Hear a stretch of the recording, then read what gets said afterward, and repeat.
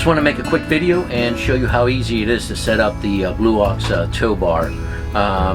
We had to come out of the mountain. We were out in the mountains. I had to have Mary follow me in the car to get us through some of the pass, and then we just pulled over on the side of the road and hooked it up. I did it in real time. I hope that you saw how long it takes me to set it up.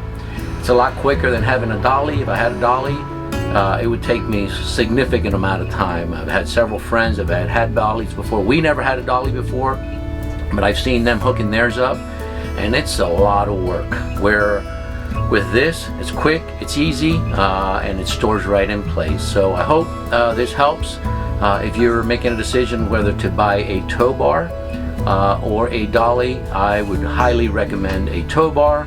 Easy to store, easy to put away, and a lot less headaches. Especially when you're traveling, you don't need something else to aggravate you. So hope this helps. Have a good one. See you on the next one. Bye bye.